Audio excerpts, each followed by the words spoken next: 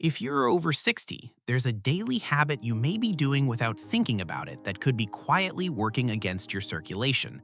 And the strange part is, it doesn't look dangerous. You do it in the morning, you do it at work, you do it in the car, you do it while watching television, you do it when you're reading. You sit, and then you sit some more. Sitting itself isn't the problem. Rest matters. Your body needs recovery. The problem is spending long stretches of your day barely moving. And if you're over 60, this is something worth paying attention to because physical activity plays an important role in maintaining cardiovascular health, mobility, and overall function. In older adults, replacing some sedentary time with even light activity has been associated with better physical function. But there's another part of this most men overlook. Blood flow isn't just about your heart. It matters throughout your entire body, and for men, circulation is also closely connected to sexual health. An erection depends on nerves, hormones, and healthy blood vessels working together. Erectile dysfunction can have many causes, including conditions affecting blood vessels, diabetes, certain medications, stress, smoking, alcohol, and not getting enough physical activity. So when a man notices that his circulation isn't what it used to be, or his erections have become less reliable, the answer isn't always a pill. Sometimes the better question is, how much am I moving every day? Think about your normal routine. You wake up, you make your coffee, you sit down, you eat breakfast, you get in the car, you sit again. You arrive at work, you sit at a desk. Lunch comes, you sit again. You drive home, then you sit on the couch. Maybe you watch television for 2 or 3 hours, and before you know it, the day is over. You may have been awake for 15 or 16 hours, but only a small portion of that time involved meaningful movement. And here's what makes this habit so easy to miss. Nothing dramatic happens. You don't feel your circulation suddenly shut down. You don't wake up one morning and realize you've been sitting too much. It happens quietly. One day becomes another. One week becomes another. And eventually, being inactive starts to feel normal. And this is where it gets interesting. Your body responds to what you repeatedly do. If you regularly challenge your muscles, they have a reason to stay strong. If you regularly walk, your body has a reason to maintain your ability to move. If you regularly stay active, you're giving your cardiovascular system regular work to do. But if most of your day is spent sitting, you're giving your body a very different message. You're telling it that very little movement is required. That doesn't mean sitting automatically causes poor circulation or erectile dysfunction. It doesn't, and I want to make that very clear. There are many reasons a man can experience changes in sexual function, but not getting enough physical activity is one of the lifestyle factors that can contribute to erectile dysfunction. That's why movement deserves a place in the conversation. Now, here's something I want you to think about. You don't have to become an athlete. You don't need to run 5 miles every morning. You don't need a 6-day gym routine. You don't need expensive equipment.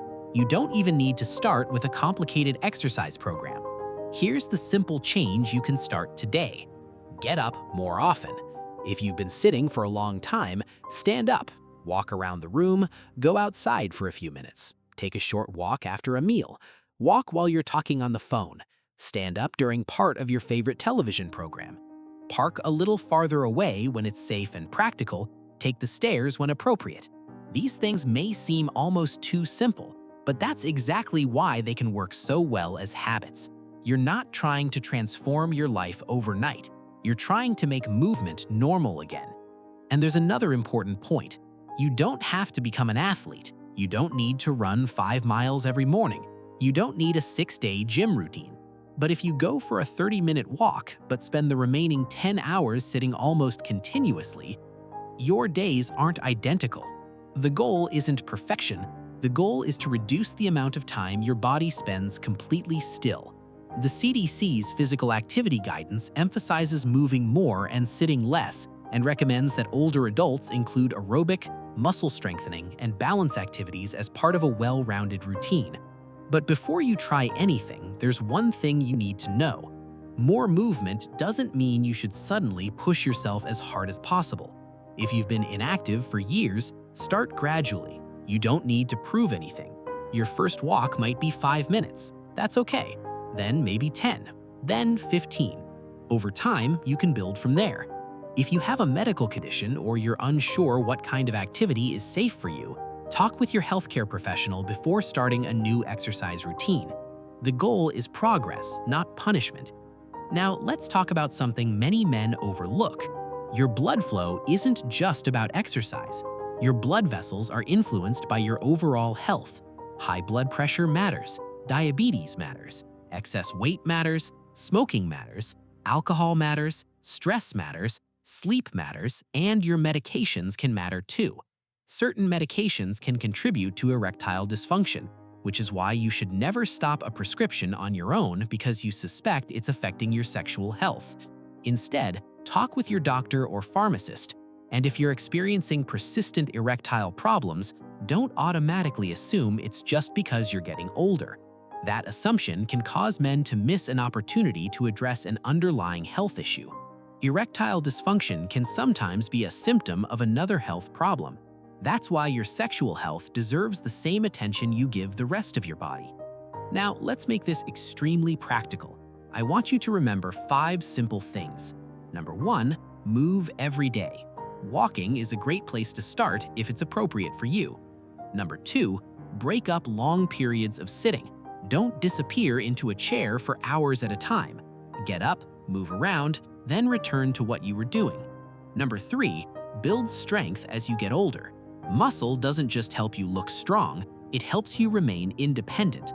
Strength training, when appropriate for your health and fitness level, is part of the physical activity recommendations for older adults. Number 4, take your cardiovascular health seriously. Know your blood pressure, know your blood sugar if your doctor recommends monitoring it. Keep up with routine medical care and don't ignore new or persistent symptoms. Number 5, don't chase miracle solutions.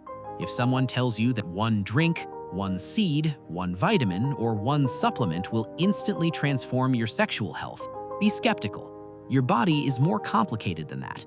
Real health usually comes from several boring things done consistently: movement, sleep, good nutrition, healthy body weight, not smoking, moderating alcohol, managing chronic conditions, reducing stress, and getting appropriate medical care.